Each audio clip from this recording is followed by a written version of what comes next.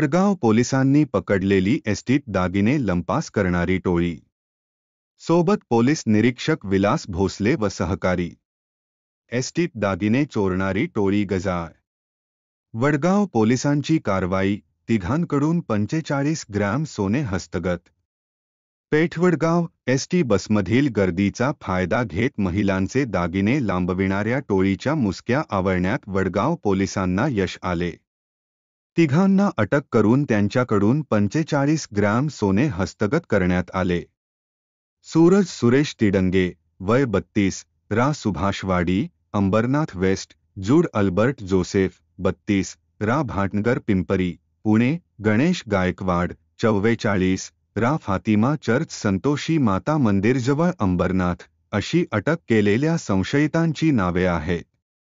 काही महिन्यांपूर्वी वडगाव येथे एसटीत चढताना अनिता अर्जुन पाटील, रा शिगाव, ता वाळवा, जी सांगली, यांच्या हातातील 2.5 तोळे वजनाची बांगडी तसेच वाठार येथील बसस्थानकावर एसटीत चढ असलेल्या सुलोचना बळवंत शिर्के, 65, रा वाठार तर्फ वडगाव, यांच्या हातातील 2 तोळे वजनाच्या बांगड्या कापून लंपास करण्यात आल्या होत्या.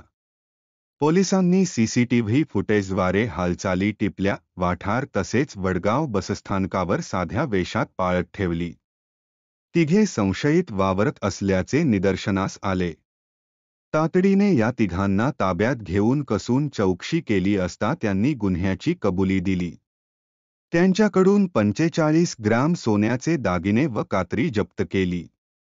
ही कारवाई जिल्हा पोलीस प्रमुख महेंद्र पंडित यांच्या मार्गदर्शनाखाली वडगावचे पोलीस निरीक्षक विलास भोसले, हवालदार जितेंद्र पाटील, आबासो गुंडणके, तात्यासाहेब मुंढे, लखनराज सावंत, महेश गायकवाड, अनिल आष्टेकर यांच्या पथकाने केली. दरम्यान आणखी गुन्हे उघडकीस येण्याची शक्यता आहे.